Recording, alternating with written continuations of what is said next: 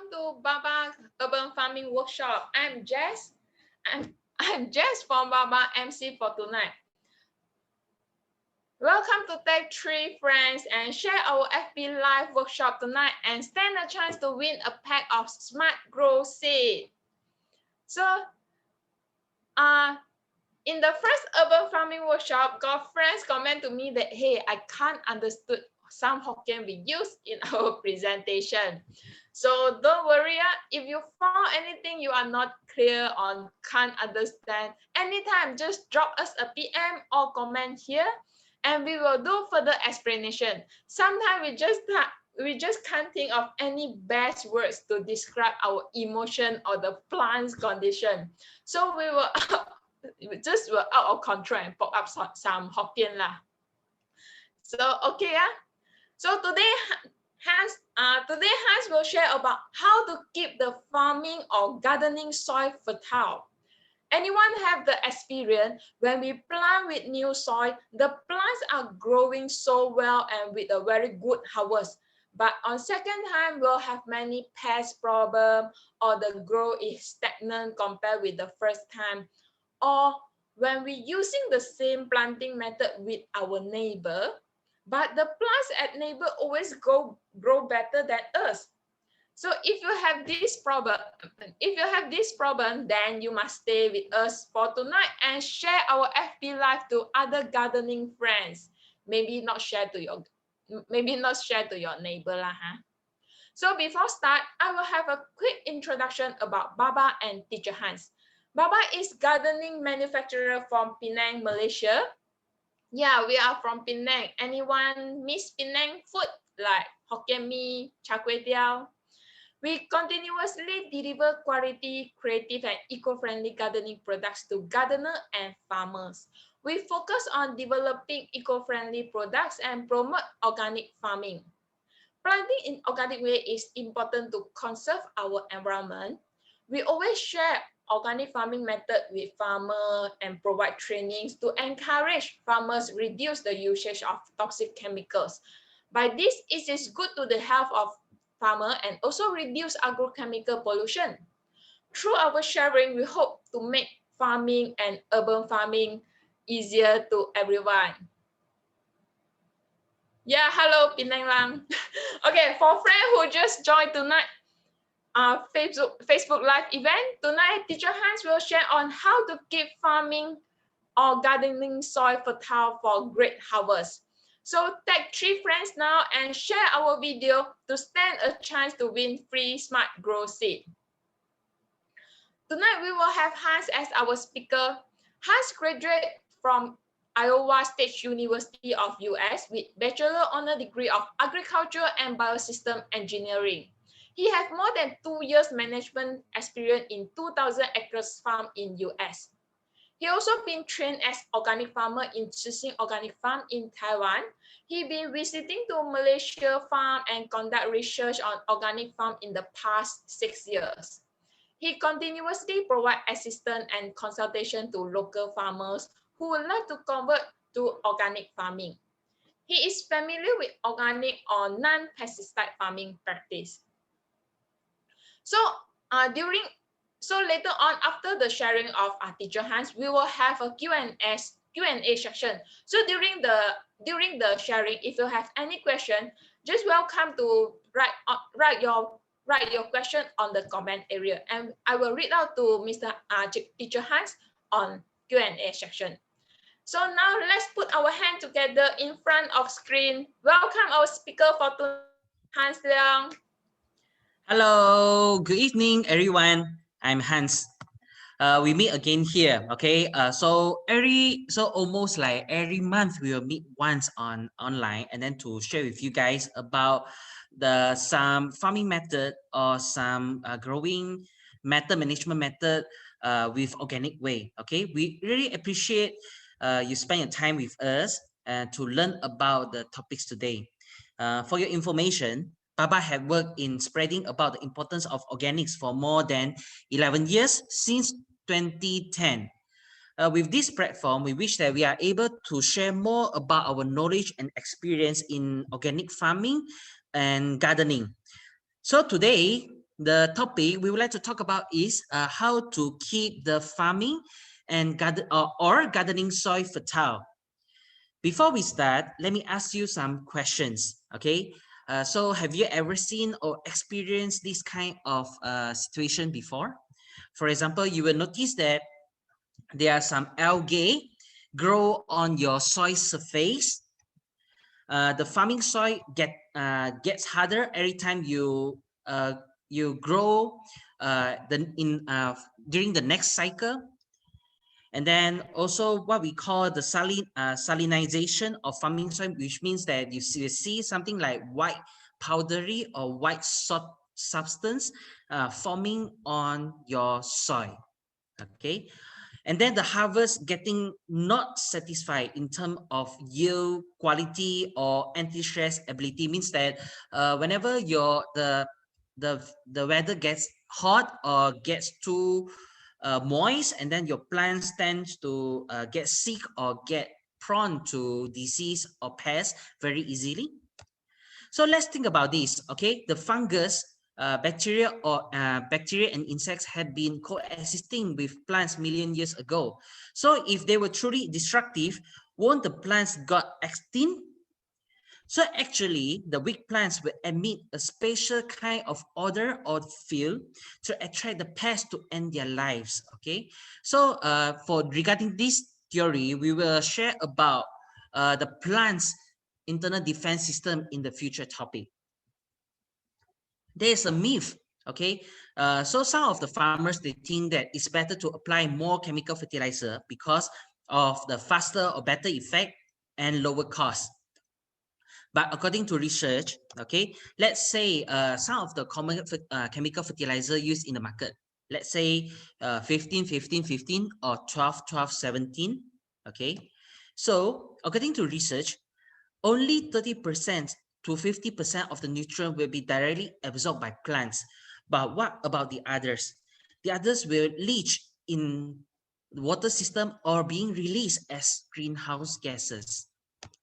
Let us take an example. The nitrogen source chemical fertilizer usually exists in the following ions. For example, ammonium ion, urea, or nitrate. So let's see how these forms of nutrients being absorbed by plants. For example, ammonium. So some farmers, they would prefer to apply ammonium fertilizers, especially during rainy seasons, because it's easily fixed inside the soil and not easy to leach.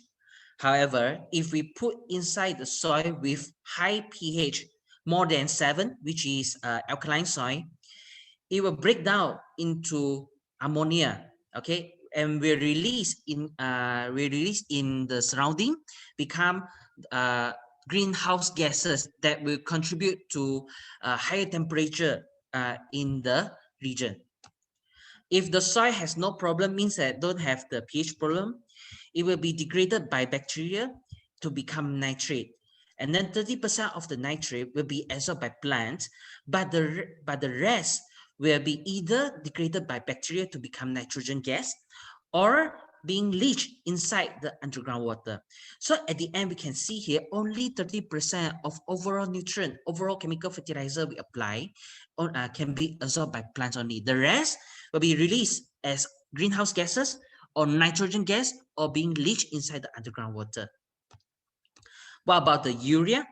Okay, if we apply urea will actually dissolve inside the water to become ammonium. Okay, then the rest, the process will be the same. Okay, will be either degraded by bacteria to become nitrogen gas or released as greenhouse gases or being leached inside the underground water.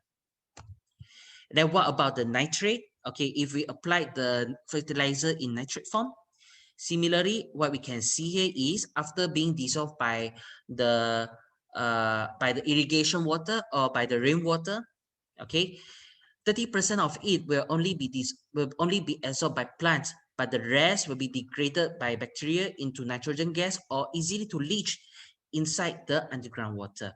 So we can draw a small conclusion here.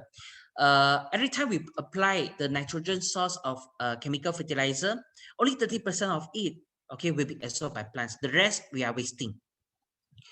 What about the phosphorus source, okay, chemical fertilizer? The phosphorus source chemical fertilizer will exist in the form of phosphate ion. PO4 3-, okay. So when we apply to the ground, okay, let's say the water will dissolve, okay, will dissolve the phosphate fertilizer, and only like 10 to 30% of the phosphate fertilizer will be absorbed by plants, because according to research, the plants need not that so many phosphate, okay, to grow, okay. So it has a relatively low absorption rate, okay. After some times, okay, the residue phosphorus will lock other nutrients inside the soil. For example, it will lock potassium, calcium, iron, copper, zinc, okay. So the plants will actually won't be able to grow because it cannot absorb other nutrients well. You can imagine all the mobile nutrients as being shown here become blocked by phosphate, by the residue phosphate. And then when all the mobile nutrients and then become locked together, you can imagine it will slowly turn into something like a rock. So that's why the soil will become hardened that way. Okay, so you can see this is the kind of soil being the phosphate being locked inside this kind of soil, and then the soil become hardened. And then some more like these chemical fertilizer, usually they contain another substance what we call sulfur. So this sulfur is not that they purposely add the sulfur inside the fertilizer, but this is the residue, because they usually produce the chemical fertilizer from petroleum source. Okay, so sulfur is something like the byproducts during the production process. So it contains sulfur. So if the residue of sulfur, after we apply so many chemical fertilizer inside the soil, the sulfur stay inside the soil too much, then it will react with water to become hydrogen sulfate. Okay, so a lot of hydrogen sulfate being produced inside the soil. After sometimes it will start to acidify the soil. It will start to lock the nutrient because the soil become more acidic, and then it will become the hotspot for pathogen also. So it will cause disease, okay, for the plants due to the acidic pH of the soil. So let's look at this chart. Okay, if we apply chemical fertilizer, then we will actually acidify the soil. Then it's more favorable for pathogen. Then we need to apply more fungicide to counteract with the pathogens exist inside the soil. If we apply more chemical fertilizer, then it will start to lock the nutrient inside the soil. Then we think that, oh, the plants cannot absorb the nutrient well. Then we apply more chemical fertilizer again. Then it start to block more nutrients. Then we start to step inside this kind of vicious cycle. Okay, so we will see that the farming costs only become higher if we only rely on chemical fertilizer.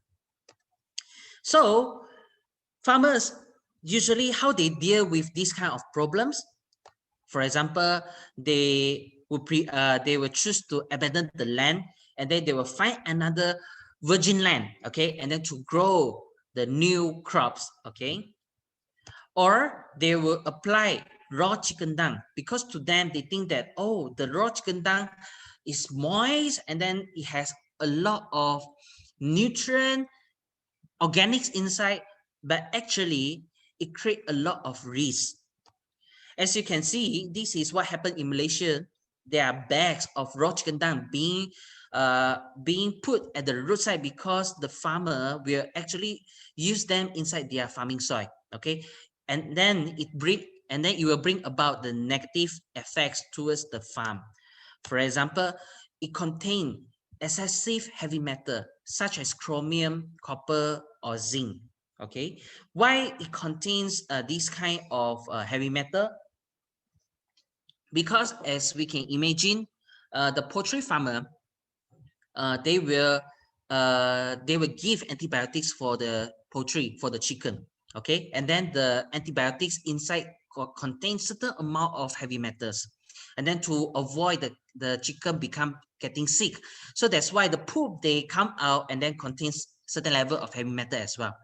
And also because they after they poop, okay, in order to avoid the bacteria, the bad bacteria inside the poop from making the chicken become sicker, to become sick, okay, they will throw some copper powder, they will throw some calcium powder, and then to make sure that, oh, these poop, okay, the chicken dung, they won't become the hotspot for the bad bacteria or the fungus. Okay, so that's why inside the chicken dung there will be excessive heavy metal.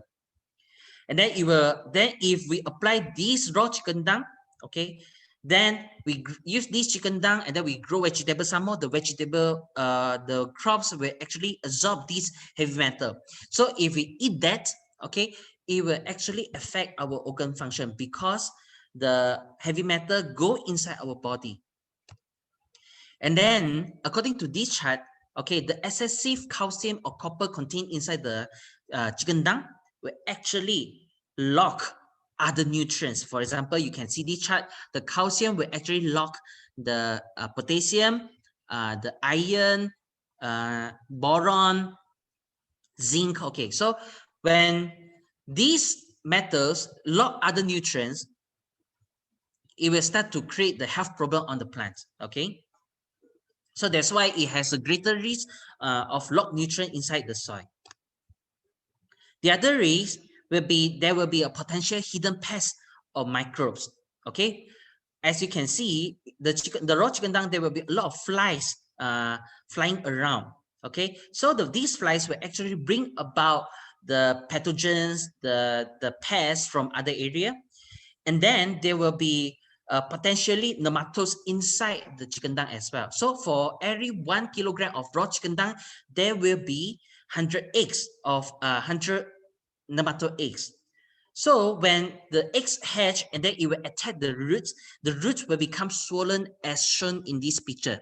Okay, as you can see, this is the type of problem that the swollen roots, okay, attacked by the nematodes. The other way the farmers will do to counteract with the countermeasure with the soil problem will be the soil fumigation. So this is one of the disinfection method, and then to disinfect the soil. So the chemical they will usually use is what they call the diazomate. Okay, so this diazomate will actually degrade into MITC gas. So this is some kind of the volatile poisonous gas. So they pump the gas inside the soil, and then the gas will rise from the inner soil and will kill any living things in contact, including the weeds, including the fungus, including the earthworms, including all the good and bad things inside the soil. So after do this for 7 to 8 days, and then they will only start to plant. And sometimes we will see they are not using the diazomate, but they are using the formalin. So this is very scary. As we know, the formalin is a chemical used to keep the to preserve the dead bodies. To preserve the dead bodies. So this is not good as well. So the potential risk of soil fumigation is it will bring about the negative effects on health. According to the WHO, the World Health Organization, and EPA, diazomate is class 2 poison. So it may cause negative effects on nervous system and respiratory system. Then, because it kills all the good and bad things inside the soil, so that's why the beneficial cycles means that the good things like earthworm or the good bacteria, the good fungi cannot form properly inside the soil. So that's why the bad microbes will live and reproduce as faster rate, because there is no things to disturb them. Okay, and then when the bad microbes stay there, and then it will reproduce very fast, and then the soil will not be able to break down excessive nutrients inside the soil, because there is no more good bacteria helps to break down the nutrients. So the nutrient release and the absorption rate will become more slower. So in order to have good and healthy soil, we cannot simply only just throw the nutrients inside the soil. The soil needs to have the balanced nutrient, the balanced NPK plus mineral. Okay, not only just throw the NPK. Then we also need to make sure the soil structure is very good, well water drainage and nutrient retention, and also full of beneficials. Could be beneficial insects and beneficial microbes. Those will help the soil become healthier and healthier in a long time. So it's very important to have healthy soil so that our future generation could still use the land to grow enough foods for the future. So how can we observe whether your soil is fertile or not? We can do this by observing the weeds in the region. So actually, we can categorize the weeds into two types. Okay, one is what we call the monocot. Okay, which means the weeds, the leaf is straight. Okay, it's straight, not broad. And then the other one is what we call the dicot, dicotyledon. The leaves is broad and sometimes it's round. Okay, very big. Okay, so starting if there is more monocots inside your in the region means that the land is not that fertile. The more dicot weeds exist in your farm means that your land, your soil is very fertile. So if you see there is half of monocot and half of dicot, which means that your land is improving. Okay, the improvement is in progress. So how can we make the soil to remain sustainably healthy and fertile? The first thing is what we can do is we can plant some green manure. We can grow some plants that revitalize your soil.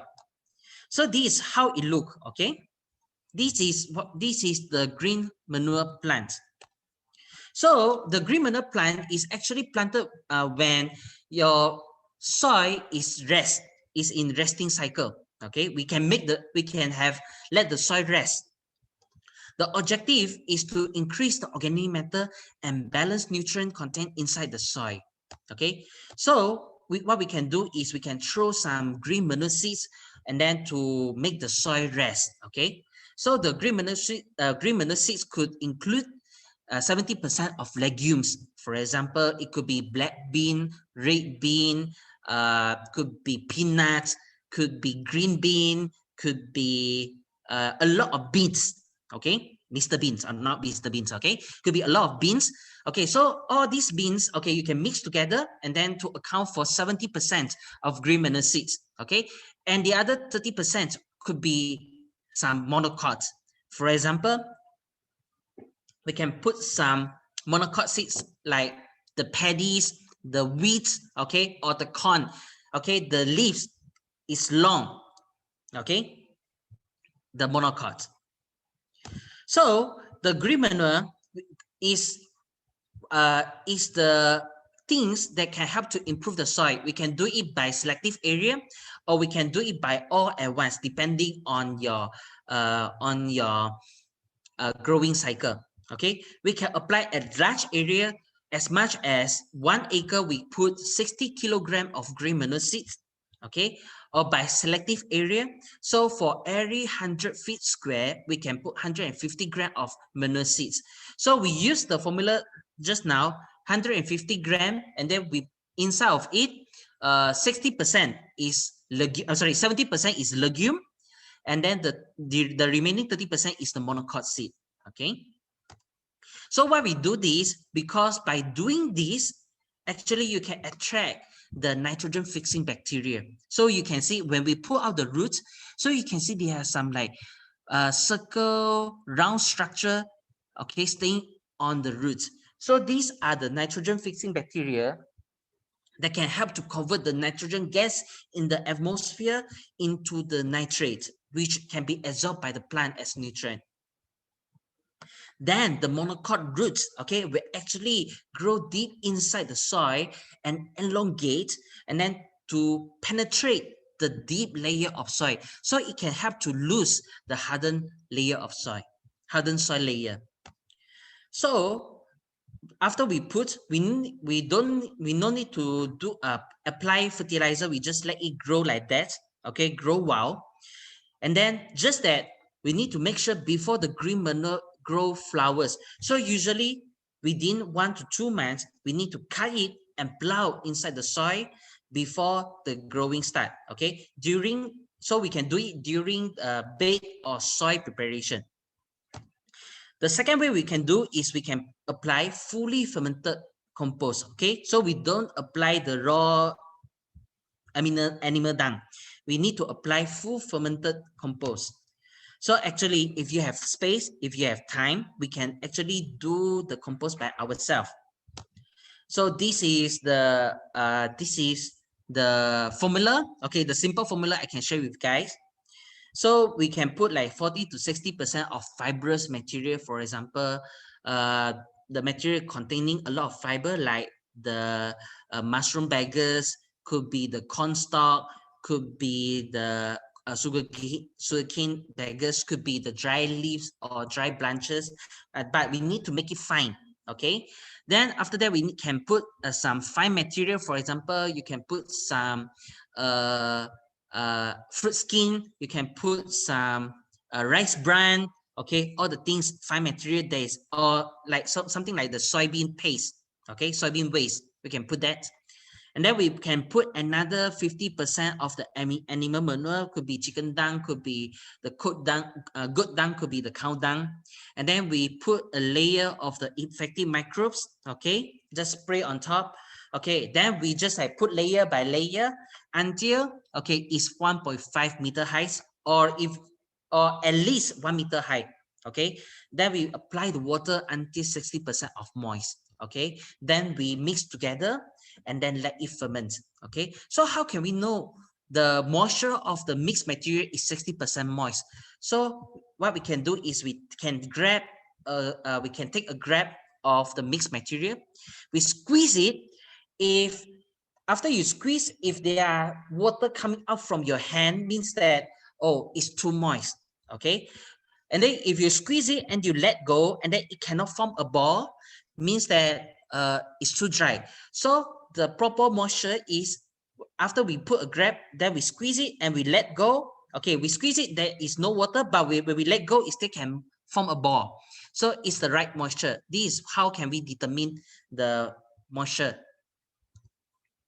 So if you cannot find the animal manure, okay, so you can increase the percentage of fine material to another 50%, okay, to become the plant source compost. That could do also. So after we do that, and then we need to turn regularly. It could be weekly or bi-weekly. It depends on your time, on your free time, on how can you turn it regularly. Then we need to make sure that, oh, the compost need to reach the temperature up to 65 degrees Celsius or sometimes 70 degrees Celsius. At this temperature, it will help to kill the bad microbes and also help to kill the weeds existing inside the mixture. And then we need to let it ferment for 2 to 3 months. So after 2 to 3 months, and then the temperature will drop, okay, to something like 30-ish degrees Celsius, then we can use it. If you feel troublesome to do own compost, we actually can buy from the market. And then how can we select the compost with high quality? So we can share with you guys, according to Malaysia Organic Fertilizer Standard for compost, okay, we need to make sure that the CN ratio is less than 25 to 1. And then the organic matter means that the organic fibrous content is more than 50%. Okay, then the heavy metals content need to be under tolerance level. Okay, so these are the maximum allowable level can exist inside the compost. And then we need to make sure it does not contain any human pathogenic microbes. For example, we need to send to the lab and then to make sure that it does not contain any E. coli, Pseudomonas, Salmonella, Staphylococcus, all these that can create the disease for human body. We should not have these inside the compost. And we do provide the compost that is made from plants, okay, plant source, no animal dung, because by doing this we can avoid the negative risk on bad microbes, on the human pathogen, on the nematodes, on heavy metals. We think that the plant source is the right way, and then to make sure that it's safe to use, and then is good to be used. So Baba compost-based fertilizer actually is made from plant material only. For example, sugarcane or mushroom pegus, rice bran, and oil palm waste. And then it's being turned every day. So you can see this machine is what we use and then to turn the compost every day. And it's being fermented for 4 months and above, not only 2 to 3 months, but 4 months and above. Because after 4 months like this, and then it will start to give humic acid and fulvic acid, which is really good for plants. So by applying fully fermented compost inside the ground, inside the soil, it can provide organic matter, it can provide beneficial microbes, it can provide azoted nutrients, NPK plus mineral. So that's why by applying compost, it can fulfill the requirement of healthy soil we mentioned just now. Okay, these 3 requirements we can actually fulfill. And then how can we apply the compost correctly? Very easy. We just need to plow the compost into the soil during bed or soil preparation. So we can apply 4 to 8 tons of compost per acre, or we can apply 10 to 20 kilograms of compost per 100 feet square of soil. If you are doing fertigation, or sometimes you are working on hydroponics using media, planting media, actually, you can add another 20 to 30% of compost inside the planting media. This can help to ensure that your planting media is healthy by default. Okay, your plants can grow faster and much healthier that way. And the third way, which the last action we can do is the application of organic fertilizer.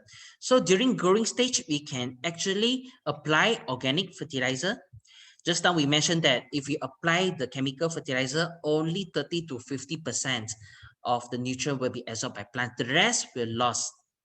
So the difference between organic and chemical fertilizer is, if we apply chemical fertilizer, let's say 100 kilogram, as the times go by, in the short time, 30 to 50 kilogram of the nutrient will be absorbed, and then the rest, 50 to 70 kilogram, will actually lost to the surrounding, to the environment.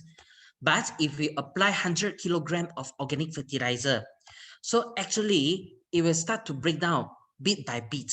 10 kilogram, 10 kilogram, 10 kilogram, start to get breakdown by the plants, by the microbes, and then being absorbed by the plants. So in this way, it will attract the beneficial microbes while breaking down the fertilizers inside into the nutrients. So how can we choose the good quality organic fertilizer according to Malaysia standard? Okay, we need to make sure that the CA ratio is less than 25 to 1. The pH is between 5 to 8. And then the organic matter, which means that the organic fibrous content, organic fiber content is more than 50%. And then the heavy metal content is under tolerance, which the same just now. And then we need to make sure that all these organic fertilizer does not contain human pathogen microbes as well. So Baba also developed organic fertilizer as shown inside this picture, okay? Hopefully to bring the innovation to you guys. So different from chemical fertilizer, which which has almost the same NPK nutrient like 15, 15, 15 or 12, 12, 17. Baba developed the organic fertilizer formulate the fertilizer based on the type of crops or growing stage of the plants. For example, we have leafy fertilizer which contain higher nitrogen, N. So this one will actually suitable for growth of leaves. So whenever you think that the plants need to grow more leaves or we need to boost the leafy vegetables, this type of fertilizer is suitable to use. Then 4:6, the NPK ratio is 4, 2% and 6%, which has relatively low percentage of P, phosphorus, and higher percentage in K. And this one actually is suitable for fruiting crops with few flowers, but we need to make sure the fruit is large. For example, banana trees, only one flower, but we need to make sure that the flower grows into a lot of banana fruits. Okay, like the corn, only like 1 to 3 flowers, and the tubers, like the sweet potatoes. Okay, we need to make sure the sweet potato is big. Okay, we can use this kind of nutrient. Then for example, the 258, 2%, 5%, and 8% in for the NPK ratio, the P is high, the K is high also.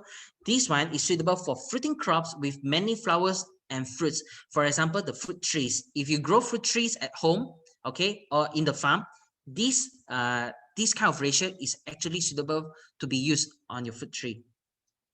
So we also make some innovation on our organic fertilizer.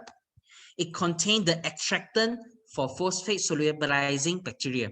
Okay, so it will actually help to activate the phosphate solubilizing bacteria inside the soil to release the locked nutrient inside the soil.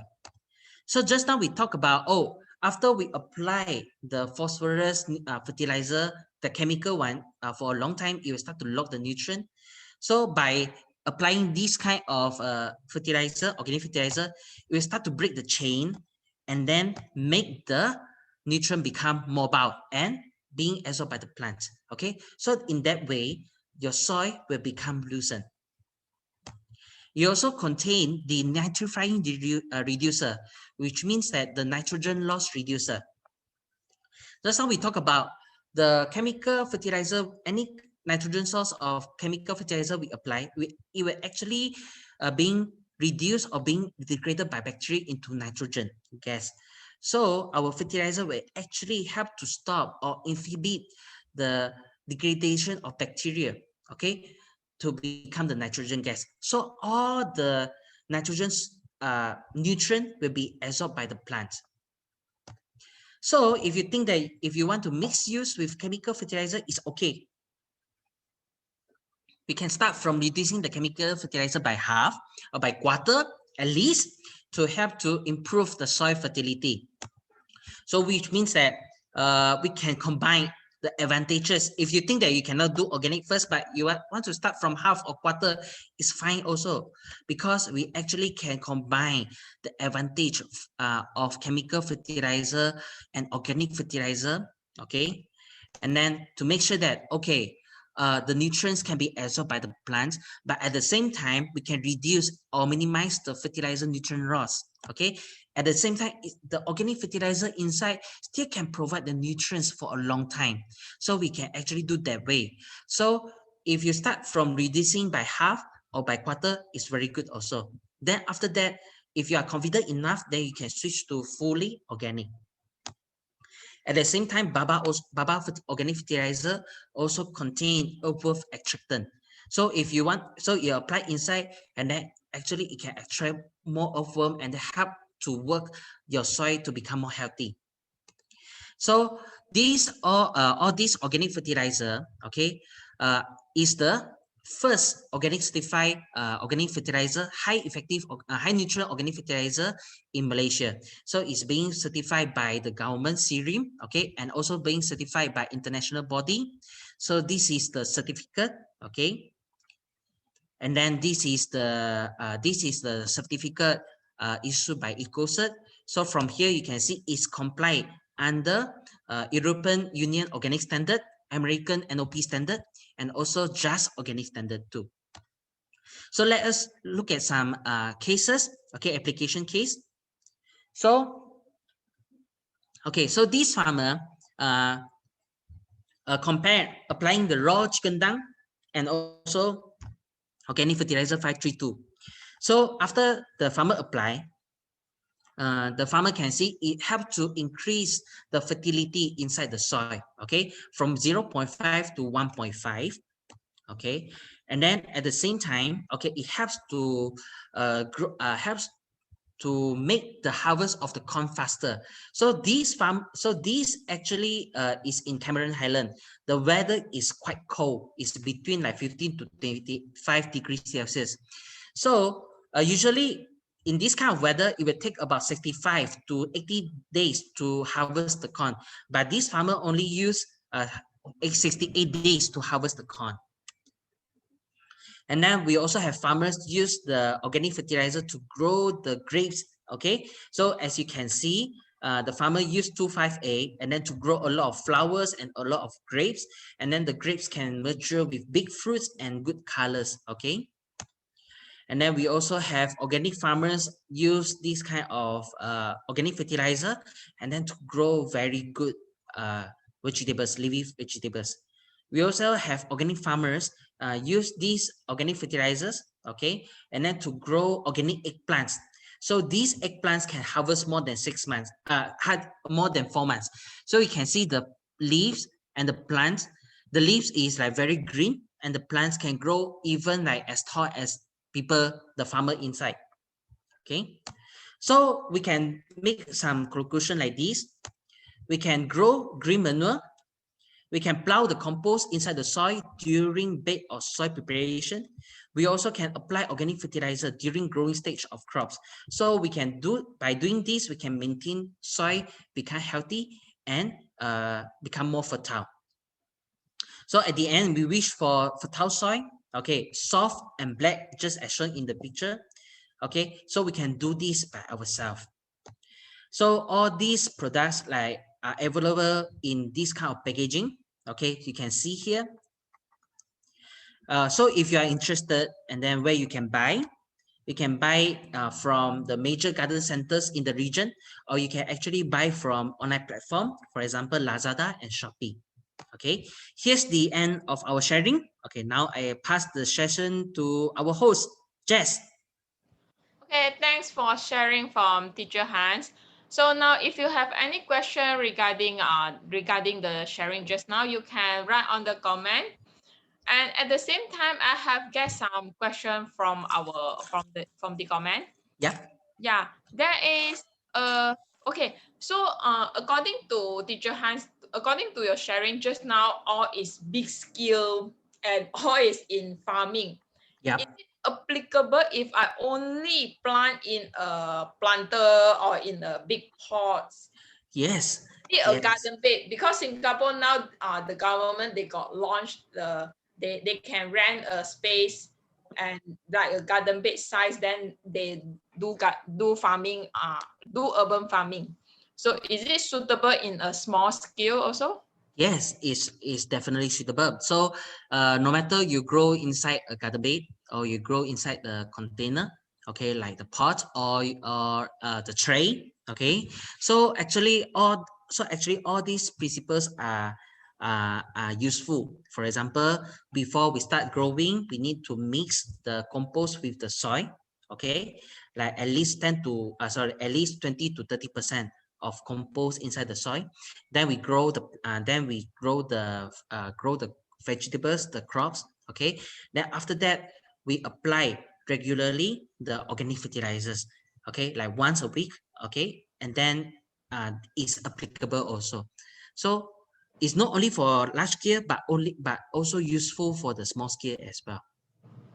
Okay, then also about the green manure, because Yeah. is it if I only have if I planting on a garden bed or a pot, could I use only like I planting some green bean, red bean or the peanut, because this is the thing that we can easily get from our. Yes, yes, definitely. So actually, like let's say I have a small area, then actually we would like to recommend you sometimes you let the soil to rest for a while because it needs to take times to build out the the original properties, the healthy properties of the soil. So when we let the soil rest, okay, we can grow some green manure. Okay, so could be on the pot, could be on garden bed, could be on tray. We can throw some green bean, soybean, red bean, and plus corn. Okay, just now we talk about 70% of legumes and 30% of the monocot like corns. So we just throw anything inside. We need not to fertilize. Let it just grow wild. Okay, but we need to water lah, of course. Then we cut it and we plow inside the soil. Okay, after 1 to 2 weeks, then we can grow again. Okay.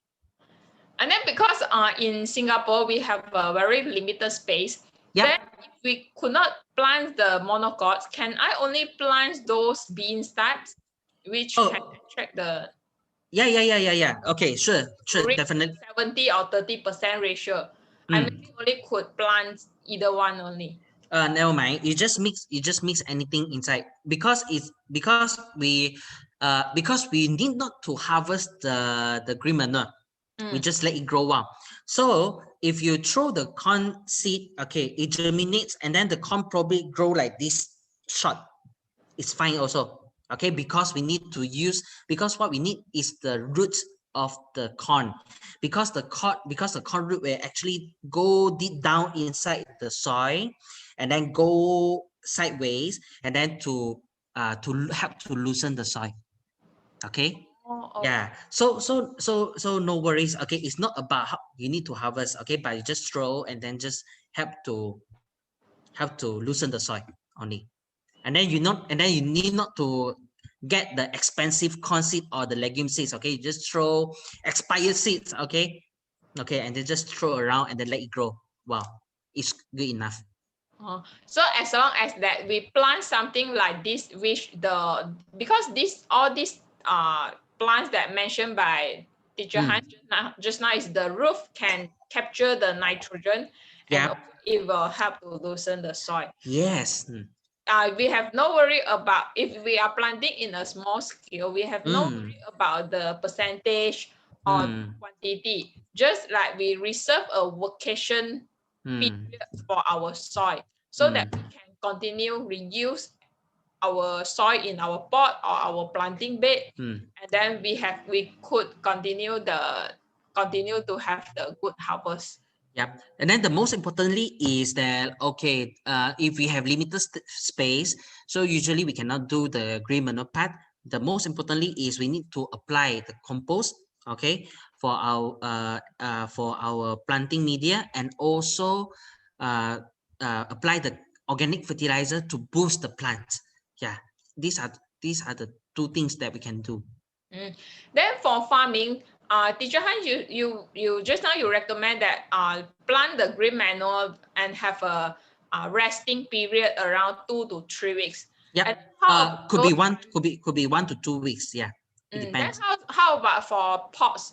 Do they they direct put on the compost already? Okay, they know already okay. Yeah, so if you put the ready-made compost, okay, into your planting media. Okay, so let's say you mix today and then you put inside the pot tomorrow, we can just directly grow. Okay. Okay, and then there is there's a question regarding soil that with high clay condition. Okay. Okay, so in order to cultivate a high clay condition to a suitable planting condition, any suggestion? And then around how long of the progress? Okay, so I would like to suggest this. In Malaysia, there is a lot of clay soil. Okay, so we usually. This question is from Singapore. Is it Singapore have a lot of high clay? I didn't expect this question, but okay, but this is a really good question. So the thing, just now we talk about, okay, the requirement of the healthy soil. So one of the requirement is we need to make sure the soil is good in structure, good soil structure. So it's loose enough and then to let the water drain very fast, but it's tight enough and then to retain the nutrient. Okay, so what we can do is, let's say if your soil is clay, okay, if you intend, okay, to make it into a bed, okay, the vegetable bed, Okay, we need to raise the bed up to, like, for example, 5 cm. So I suggest that you can top up with another 5 cm of sand. Okay, 5 cm of sand. Okay, then we plow inside together. So you actually have 50%, like just approximately 50% of the clay and 50% of the sand are being mixed inside the soil. And after that, okay, for 100 feet square, okay, we apply 10 to 20 kilogram of the compost and to add in nutrients and the microbes inside the soil. So this one actually helps to make the planting process faster, because by adding sand inside, it helps to improve the soil structure in the right way. And then by adding compost again, we actually have to add the beneficial microbes and also the balanced nutrient inside. So this is what we can do. And then regarding the compost, is there any difference between cow dung and sheep dung and chicken dung? Oh, okay. So the difference, okay. Okay, so we just think that we just assume that all these dungs are fully composted. Okay, fully fermented. Fully composted is very important and is the must requirement for those who want to use all those dung in your garden. Yeah. Okay, so the difference will be, okay, the chicken dung, okay, the chicken dung will tend to have higher content in nitrogen. Okay, and we are in the NPK ratio. Okay, it tends to have higher nitrogen content. For example, it has like the NPK ratio of like 2:1:1, and sometimes you can get to up to 3:1:1. Okay, but for the cow dung and sheep dung, the NPK ratio is more balanced. Okay, like the NPK ratio could be 1:1:1 or 1.5, 1.5, 1.5 or 2:2:2. So the chicken dung actually will be the chicken dung compost will actually be more suitable to use for leafy vegetables. Okay, because we need to harvest the leaves. But if you are growing fruiting crops, for example, like the corns, the eggplants, the chili, okay, all these, okay, then it's more suitable to use the sheep compost, okay, or the cow dung compost. This is what I would like to recommend. But the thing, and then I would like to remind one thing is that if you apply raw chicken dung, okay, then if just now we mentioned about it will have a risk of heavy metals and nematodes and all these things. But if you apply raw cow dung or sheep dungs, it will tend to grow a lot of weeds. Okay, why? Because the cow and sheep, they eat the grass. Okay, they chew inside the seeds, and then the seeds cannot digest. Okay, and then they poop out. Okay, still got the seeds. Okay, so you will not. So what you grow is not grow the plants, but you grow the weeds. Okay, so that's why we need to fully compose it, and then when it reach to certain temperature, and then it will kill the seeds of the weeds. Okay, so this is what I share. Thank you. Okay, there is quite a lot of question from comment. So I will extend our session another 5 minutes. Yes, that would be great. Yeah. Okay.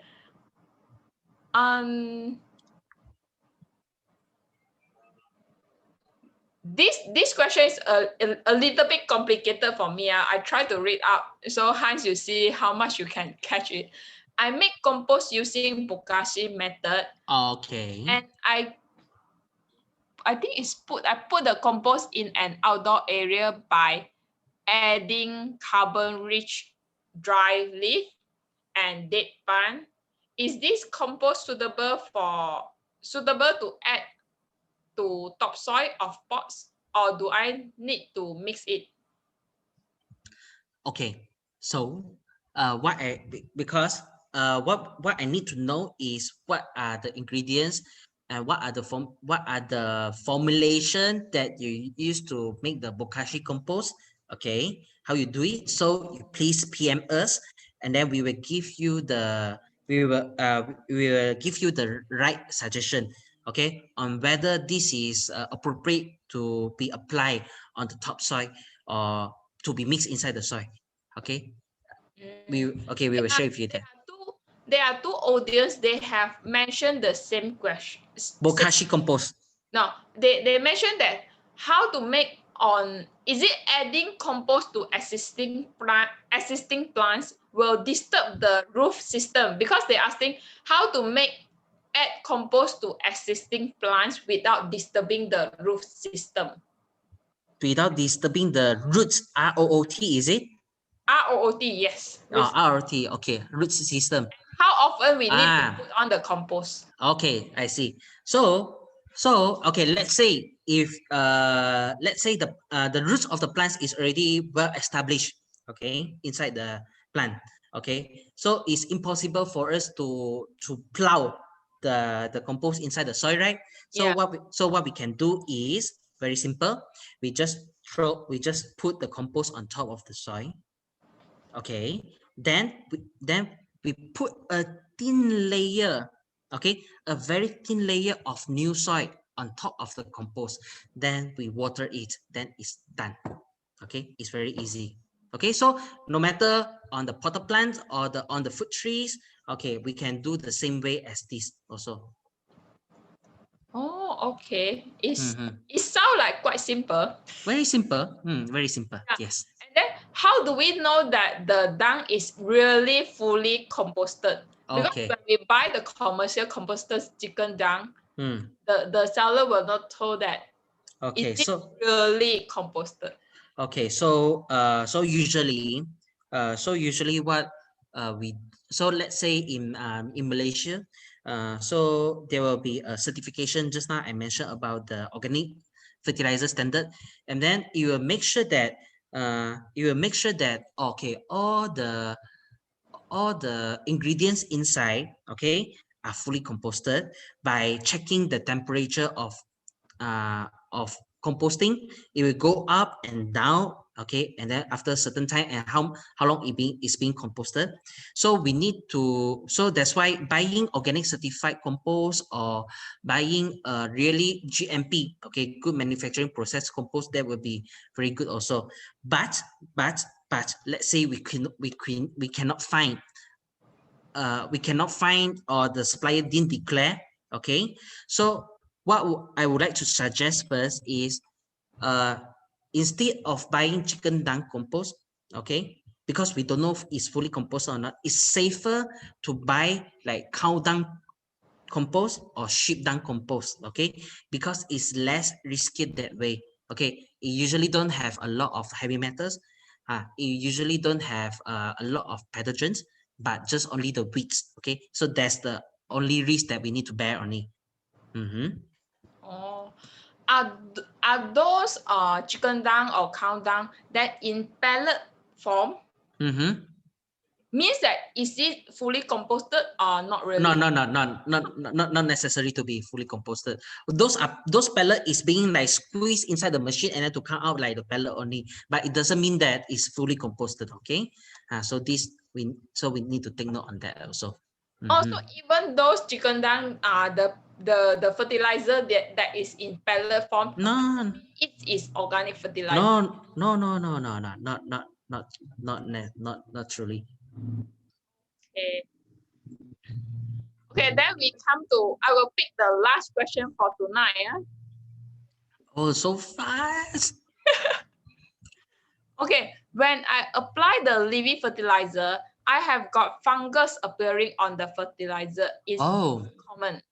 Okay, so whenever